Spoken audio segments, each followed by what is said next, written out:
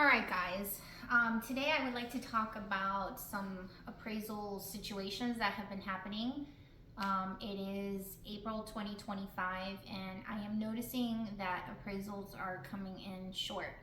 I have a client who is purchasing a house in a new construction neighborhood. I won't mention the name, but it's a very popular neighborhood here in Wesley Chapel.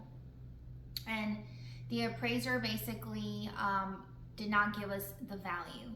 We looked at the report and we noticed that there were 4 homes that matched our house perfectly, and only 2 of those 4 homes were used on the appraisal report. So our dispute to them was, why didn't you use the other 2, especially because one of them was the exact same floor plan as our home that my client was purchasing.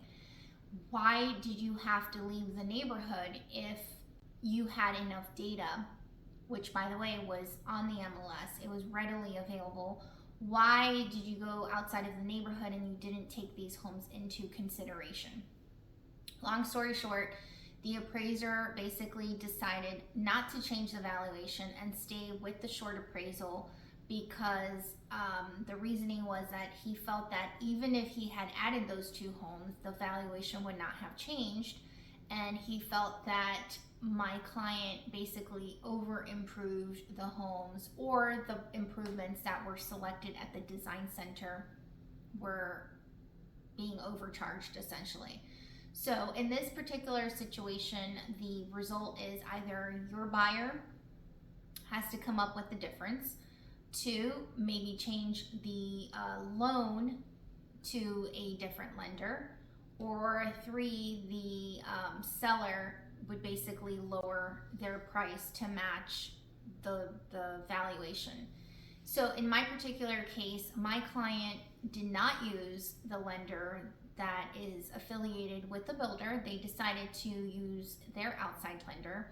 So really asking for the seller to bring down the price, especially in a customized builder, is really not, it rarely happens. I haven't seen it happen. I've been able to do that with certain builders that are not as customized, like package A, B, and C. But when it becomes a builder that allows you to select flooring, color of cabinets, extension, structural changes, that responsibility, if you're going to over improve the home, they see it as the buyer's responsibility. Changing the lender was not an option for us because we were short on time. So unfortunately for my client, they are having to come up with the difference. The difference is not, it's a lot of money, but thankfully the money is there. But it was very disappointing to have that valuation. So all I can say is, as a buyer's agent, it is extremely important to share all of the homes that match the criteria of the house that you are selling, even though you know that it's public information and that appraiser can find it. It's always good to be very heavily involved and give that information to the appraiser. I did give that information to the appraiser, but it was not used, and then that's when the shock came in, because it's like, why did you not use these homes? So it boils down to one person's opinion.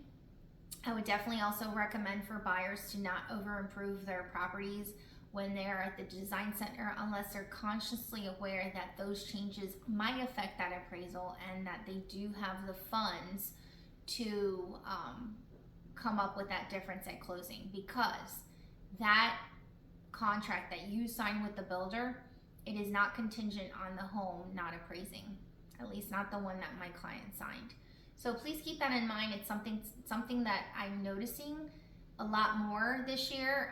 That was a specific to new construction, but I do have some other scenarios which I will discuss in my next video on pre-owned properties. I hope that helps. Share if you feel this might help somebody. Thank you.